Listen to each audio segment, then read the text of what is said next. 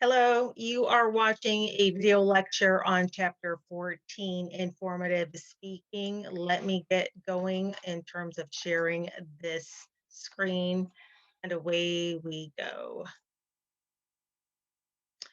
Informative speaking, chapter 14 actually talks about describing the primary task and goal of informative speaking. So there is a task and goal to this versus persuasive speaking. This chapter also explains the difference between informing and persuading, as usual, and it also lists and describes the five strategies of informing. So clearly, there is a strategy to informative speaking. When it comes to informative speaking, we speak to inform all the time, from telling our friends about our vacation in Idaho to describing a fantastic lecture to family members. It focuses on formal situations more so than informal speeches that attempt to provide a new perspective or information. Basically, when you are speaking to inform, you are also educating. So, that is something that you do need to keep in mind when you do an informative speech. Just when you think you wouldn't need to put together an informative speech, think of it this way. If you're a business manager and you have to explain next year's budget, that's informative speaking. You're there to educate and inform your coworkers. If you're a teacher teaching a lesson, you're always educating your classroom. If you are possibly in the military or going in the military or know someone that has been in the military, you'll find that an officer is briefing their subordinates. A union leader describing a new contract, whether it's a group of one, five, 10, or maybe even 200. And lastly, a church worker organizing a fundraiser, putting a team together and informing and educating what needs to get done. On top of even like a church clergy, think of it that way. Speaking to inform is about imparting knowledge, giving the audience members new information or novel ways of thinking about an actual topic. We speak about objectivity as opposed to persuading, or the presumption of impartiality of an informative speaker. It's really the art of presenting information without any opinion. You are supposed to be as unbiased in terms of informative speaking as you possibly can. There's plenty of time for biases when it comes to informative speaking. That is not the arena to necessarily do it. When it comes to informative speaking, there are expectations. You're educating or explaining material, you're providing new information as well as new perspective. It's versus a persuasive where you're deliberately attempting to influence or change beliefs and attitudes, behaviors, and through appeals and arguments. When it comes to example of a topic, you talk about how an autistic mind works, basically take someone through the brain and the neurological issues that an autistic mind works, versus if you're persuading autistic people have rights that need protection. Another example of a topic of informing non-human animals are sentient creatures with complex neurologicals, versus the persuasion side of that topic. Non-human animals deserve a legal protection against pain and suffering. Think about it this way. When it comes to animals, there's a lot of animal testing when it comes to cosmetics and furs. And so if you want to stop that, that's more of the persuasive side. But then if you're there to educate or inform about animals, you talk about their complex neurological material that goes on with them. Sorry about that. Their systems. You can inform or educate on objects, people, events, processes, concepts, as well as issues. An event from the past or possibly something in the future. And again, an example for an event, the US women's suffrage movement, the invention of a frisbee, even D-Day. Many people, including this people in this classroom, don't even know anything about D-Day. They probably heard of the term or think that it's just a term when in fact it was a major event in US history. And this was back in the 1930s or 40s. And again, I don't know my date. So it's something that you educate your audience about. Issues, a speech about a current situation or problem or a briefing. And an example for that is the future funding of Social Security and reducing the dangers of nuclear power, I should say. Again, not to have a twist on persuasion, you have to keep this as unbiased and as objective as you possibly can. Once you figured out your topic from brainstorming and knowing what you want to inform your audience, I should say, your next step is basically your strategy. What I want to talk about is that when you are informing, you yourself know what you kind of want to inform on. And if you don't, then you basically brainstorm, but you alone have the perfect opportunity to inform your audience what you want to educate them about, a new perspective, not necessarily have your biases about them. Um, we're a diverse classroom, and therefore, when it comes to diversity, not ever we also have a lot of history amongst ourselves individually as well as a collective group. So bring what you want to not only learn, but also what you want to educate other students about. Um, it could be something about your heritage if you are not necessarily a native to as a U.S. citizen, or possibly even if you're a first generation student here or a first generation citizen here, myself included. My parents are not from this country, so I was the only child that was born here, and I could do a lot of informing and educating about the country that they came from, their beliefs, their objectives, their customs, and whatnot. And so you could do that as well if you are part of that concept, or if you have an idea or knowledge of that, or maybe again, and I've touched on this numerous times. CBD and the complexities of it, and what's good and what's bad, how it's used, how it's been formulated, how it's now become law in terms of legalizing and where you can buy it, and so on and so forth. So there's a lot of things that you could possibly talk about. In fact, the topics are basically endless, and that's something that I want you as a student to think about, because you don't get an opportunity to just say to have uh, to talk about what you want, because a lot of times you're forced to just speak about something specific and you're not giving many options. This is the foreground to do that, to talk about what you want to talk about, to inform your audience and to educate them on something that they may not know. Speak for a reason. Informative speech topics should always be chosen with your specific reason for speaking in mind. Merely looking for a reason to speak often results in kind of an empty speech, and many would dismiss it as malarkey.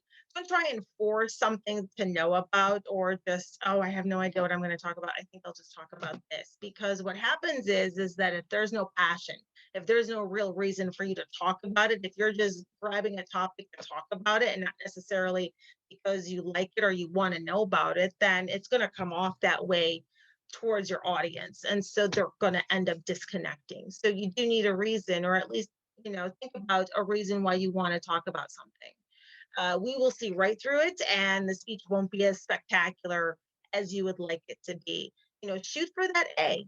Shoot for that A, because it's something that you want to talk about. You've got 3 to 5 minutes on the floor to inform and educate your audience on something that they may not know about. The purpose of a description is to give an audience a mental sense of an event, a process, or an object. Description evokes sights, sounds, and even smells. I had a student once that spoke about the mapping of the Henry Ford Greenfield Village. I may have said that wrong, but Greenfield Village. And she basically gave a map and a visual as to all the different parts of the village and where to go and do what, and the history behind each one. So it invoked sight, it invoked sound. It didn't necessarily invoke smell, but she hit 2 out of 3, and she did a really good job of that. The purpose of a definition is to explain or describe the meaning of a term or a concept. Typically, speakers define terms or concepts that the audience is unlikely to have knowledge about. And like a description, definition often makes up a smaller section of a larger speech. Both of these typically do go together in your introduction. What you want to do in your introduction is introduce a topic, describe it, define it before you actually go into the finite details of what you want to talk about. In terms of defining a dictionary, your cites the meaning of a term or the concept as given in a dictionary. An example, you may end up quoting Merriam Dictionary as a mental or moral strength to venture, persevere, withstand danger, fear, or difficulty. That defines courage. If you do an example, defines the term by giving one or more concrete examples of it. Examples of courageous people, as opposed to just defining them, include people that are firefighters, soldiers, war, reporters, and single parents. And of course, you have the other two, the etymological, if I even said that right, defines the term of showing the development of its historical meaning in one or more languages. So the word courage ultimately is derived from the Latin term meaning heart, which remains common metaphor for inner strength. And of course, if it's functional, showing how it works, excuse me, courage is feeling a tremendous fear while facing a task and getting the task done anyways. So, you've got four different types. It explains each one and it shows you how you can use each description and example. 5 strategies when it comes to informative speaking: getting your audience to find your topic interesting, which, can be challenging, but you are up to it. If you like it, if you like your topic and if you are excited about your topic, then it will come off that way and it won't be so much of a challenge for your audience to find it as interesting. Another strategy is encouraging them to remember your speech. And really, it's about the visualization that you give your audience. That way, it sticks in their mind as to, what, I really liked what he or she talked about. And again, I'll just go back to CBD oils, because you may have given them something to really think about and within your information. You keep it simple, because we're just all students, and really we're not in your arena of expertise, maybe, or even in a career with you. So the jargon just gets thrown out the window, all that technical jargon. So simplify it so that way we can stay on task with you. Make your speech personally relevant. If you are not interested in your speech topic, it's going to be difficult to convince the rest of us, and worth the time to listen. And of course, I skipped number 4, but make your speech unique, make it your own, add your own twist to it. It may be a very simple speech, but the twist is it's yours and you own it. So, how to observe KISS, do the rule because of this KISS, avoid overly technical language and jargon. I think I have touched on that once, maybe even more than once. Sorry about that. Let me go back. Reduce the quantity of the information. Keep it simplified. Don't go too overboard when it comes to your info, so that way we as an audience don't become overwhelmed. Do not over or underestimate the knowledge of your audience. Chapter 3 gives you those tips. Assume that your audience does not know anything about your topic. May create the perception that you are talking down to them. But assuming that your audience knows more than they do, however, can sort of confuse them as well. Use visual aids. Visual aids are fantastic. I can't stress that enough. Posters, objects, slideshows, are always there to reinforce your message by adding a new way to experience your experience and your information. And obviously, with a slideshow, it's much more doable if you are taking a virtual class. Keep things concrete. So when you're informing, it's important to use lots of examples and avoid abstractions. If you have statistics and facts and figures, what you wanted, those are concrete. And what you want to do is take them and simplify them as best as you could. So, present the stat, present the fact, and then use an example to not dummy it down, but to simplify it so that way we can completely understand where you're at and we won't necessarily be as disconnected. Teach, don't browbeat. Informing too forcefully can turn off an audience. Remember, your goal is to inform and again, not to persuade. And again, rinse and repeat. It kind of like how you do when it comes to washing your clothes. Even if you use a visual aid, it's always important to repeat your major points in that. Now I'll take you to this one. This is a video. that I wanted to talk to you about, and it's called First World Problems. That being said, let's get you going.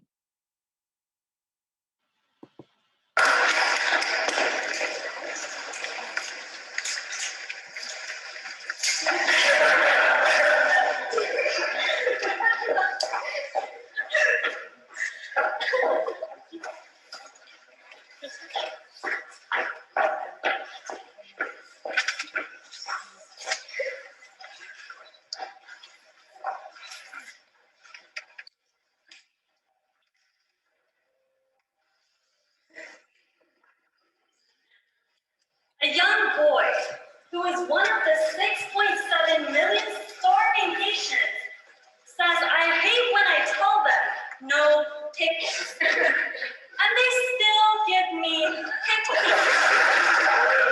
When a man outside of the dilapidated Tinder house says, "When my house is so big, I need 2 wireless routers," the irony seems ridiculous. In February 2013, an organization called Water is Life released a video entitled First World Problems Anthem, according to Social News Daily of February 5th, 2013. In this video, impoverished residents in Haiti recite the post shared by tweeters under the hashtag First World Problems. A hashtag is originally an organizational tool on Twitter, which has evolved into an odd description method in social media. Hashtagging is when someone uses a pound sign before a keyword or phrase relevant to the topic of their post.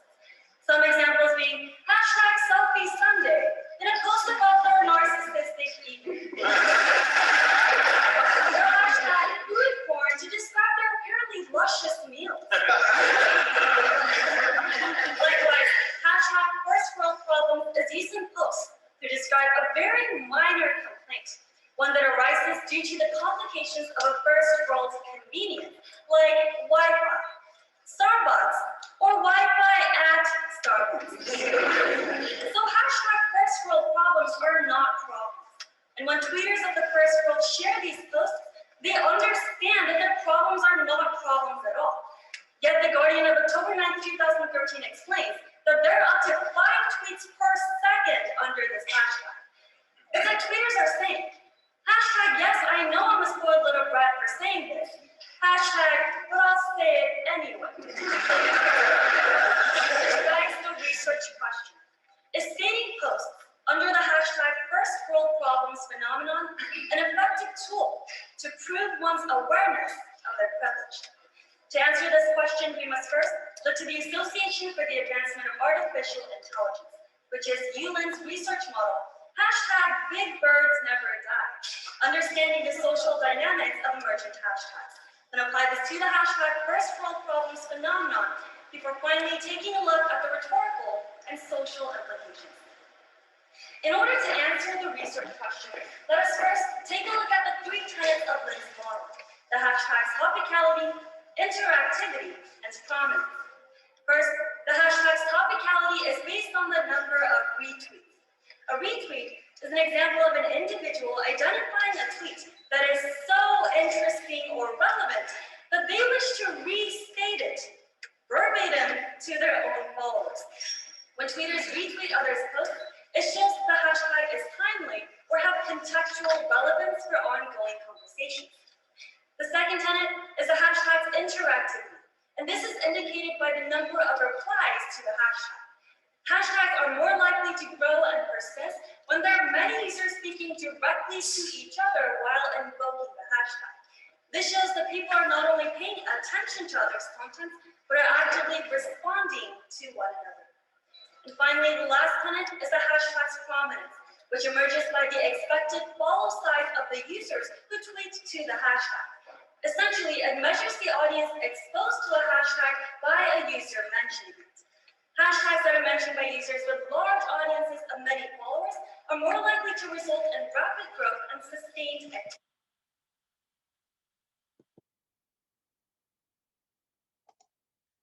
So that was an interesting video, if I do say so myself. Granted, I cut it off, but it's about 10 and a half minutes long. And I figured we got enough information out of that. If you'd like to learn more about it, I'd be more than happy to share the link with you.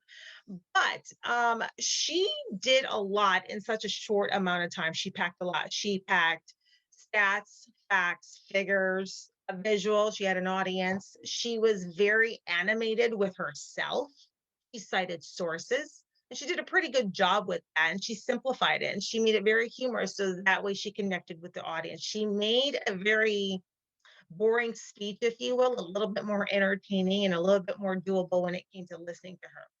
Could anything bad happen to you if you were caught if you copied someone else's idea or words and didn't give them credit? Well, if you look back at first world problems, she gave credit where credit was due. And if anything bad would happen with that question, that would mean that you would end up plagiarizing. How would you feel if someone stole your idea and didn't give you credit? What do you think would happen to that? What might what why might be unfair to use someone else's work without giving them credit? Think of it that way. Let's go down to number 6. How would you feel if someone shared your Facebook post and posted it as their own? Like they didn't necessarily they saw your post and instead of saying, "Hey, I want to share this. I think it's fantastic," they just shared it and called it a day. Some people may find it offensive, others not so much. But again, that's entirely up to you and think of it that way. So that is the end of chapter 14. That, of course, being informative speaking. I hope you learned a bit. Again, if you would like a little bit more or the full video of that of first world problems, just contact me and I can get you going on all of that information. And again, informative speaking is there to inform, not persuade, be objective, be unbiased, and talk about something that you would like to know. Those concepts give you a good idea as to how to go about putting together an informative speech. If you need more, obviously, you can go back to the chapter or go back to the slideshow. Thank you.